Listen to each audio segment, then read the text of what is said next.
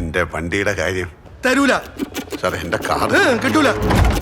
April 25-നായി കാത്തിരിക്കുകയാണ് മലയാള cinema പ്രേമികളും Mohanlal ആരാധകരും. ചിത്രത്തിന്റെ കഥയെക്കുറിച്ചും മേക്കിങ്ങിനെ കുറിച്ചും നിരവധി പ്രവചനങ്ങളും പ്രഖ്യാപനങ്ങളും സോഷ്യൽ മീഡിയയിൽ നിരവധി വന്നുകൊണ്ടിരിക്കുന്നു.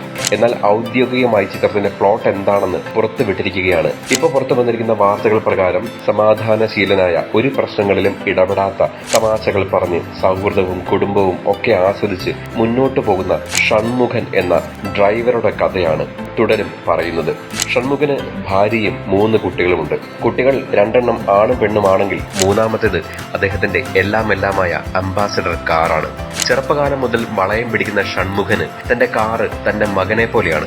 പക്ഷെ ഒരു ദിവസം കാര്യങ്ങളൊക്കെ തകിടം മറിയുകയാണ്. അധികാരത്തിന്റെ ഭ്രമത്തിൽ പോലീസ് ഷൺമുഖന്റെ കാറിന് മുകളിൽ ചില കള്ളക്കേസുകൾ ചേർക്കുന്നു. അതോടൊപ്പം സമൂഹത്തിലെ ചില വലിയ പ്രശ്നങ്ങളും ഷൺമുഖന്റെ തലയിലേക്ക് വരുന്നു. ഷൺമുഖന് മുകളിൽ തങ്ങളുടെ അധികാരത്തിന്റെ ശക്തി കൊണ്ട് സാധാരണക്കാരനെ ചവിട്ടി മെതിക്കാനായി ഈ നാട്ടിലെ നിയമം തെറ്റായ രീതിയിൽ നടപ്പിലാക്കുന്ന ഒരു പോലീസ് അധികാരിക്ക് മേൽ ഷൺമുഖന്റെ ജീവിതം കീഴ്മേൽ മറിയുന്നു. തുടർന്നുള്ള വിശേഷങ്ങളാണ് തുടരും എന്ന ചിത്രത്തിൽ നമ്മൾ കാണുന്നത്. അതേസമയം ചിത്രത്തിന്റെ ഒരു പ്രമോ സോങ് വരുന്നുണ്ടെന്ന തരത്തിൽ നിരവധി വാർത്തകൾ എത്തുന്നുണ്ട്. താനും മോഹൻലാലും ശോഭനയും ചേർന്ന് പാടി അഭിനയിച്ച ഒരു അടിപൊളി ഗാനം ചിത്രത്തിലുണ്ടെന്ന് ഗായകൻ NG ശ്രീകുമാർ നേരത്തെ പറഞ്ഞിരുന്നു. അപ്പം മോഹൻലാൽ പറഞ്ഞു, എനിക്ക് ഈ പാട്ട് വളരെ ഇഷ്ടപ്പെട്ടു, നമുക്ക് ഷൂട്ട് ചെയ്താലോ എന്ന്.